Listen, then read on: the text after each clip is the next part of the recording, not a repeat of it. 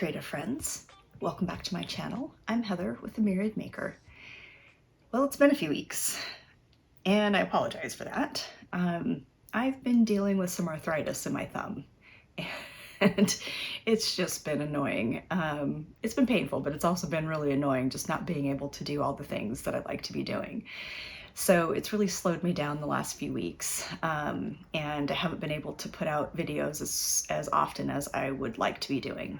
So for that, I apologize.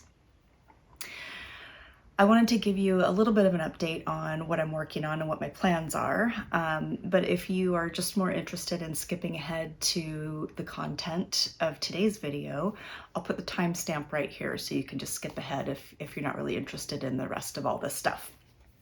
But for those of you who are interested in what my plans are with this channel, I'm going to share that with you. So I have a few different series that I'm working on, and they're all in various states of work, not even near completion, they're just in work. The first one is I am still dabbling with some card making. I've mentioned that in a couple other videos.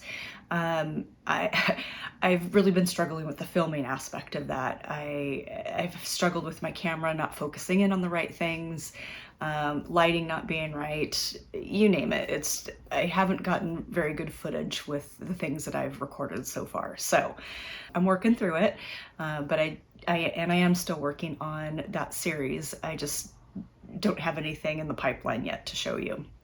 So that's more of a coming soon kind of thing. The next series I'm working on is, I've been kind of in a rut with painting for months now, to be honest. I like to paint in watercolor and gouache. I use acrylics occasionally. I have some oil paints.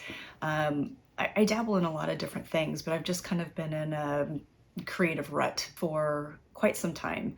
And what I've done in the past when I get in these kind of creative ruts is I try to find something that's a bit formulaic for me to do, so that it helps me have a task and helps me practice and kind of just gets me back in the habit.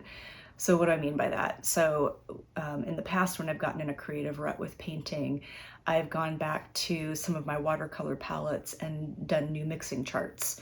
It's a good way to just kind of get your paints out, have some fun with it, play with color, and just kind of, you know, get familiar with old friends again. So what I thought I would do for the series, in an effort to get myself painting again, is I have a couple of books from Dana Fox called Watercolor With Me, and they're really great books. She gives you the colors that she uses, she gives you a little sketch. So I'm going to take you along with me as I explore that one of the books. I'm not going to do both of them.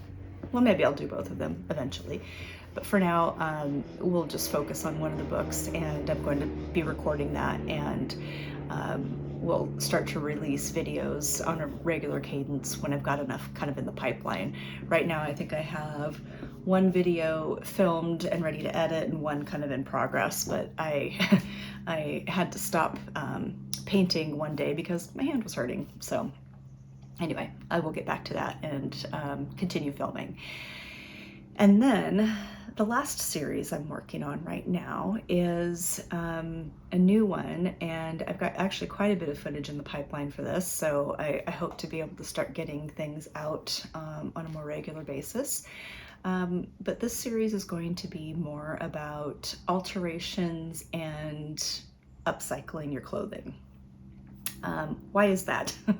Well, what I haven't really shared on this channel is my background. I'm actually an apparel pattern maker. I've spent many, many years making patterns in the industry, and I know how to grade garments, I know how to fit garments, and I just have a love of sewing. I've been sewing since I was about 11 years old. Because I love to sew, and because I am very persnickety when it comes to fit, I often alter a lot of my clothing that I purchase at retail.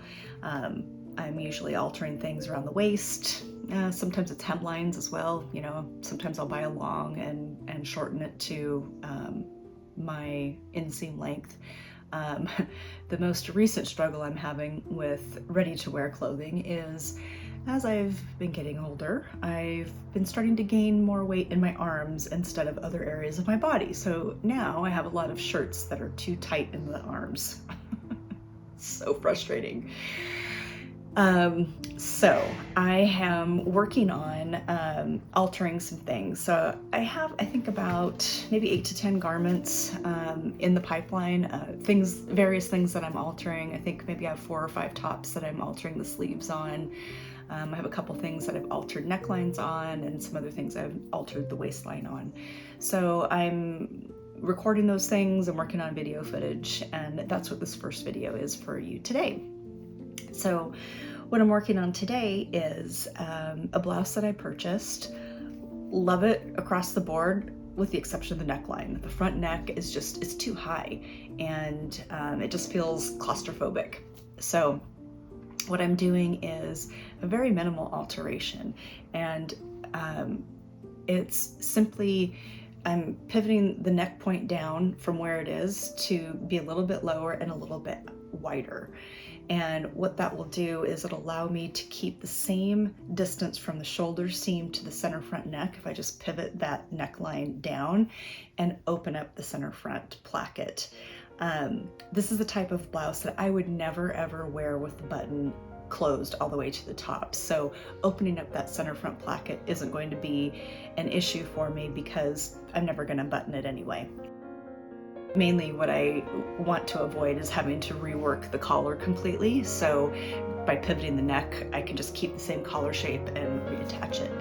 So that's what today's video is.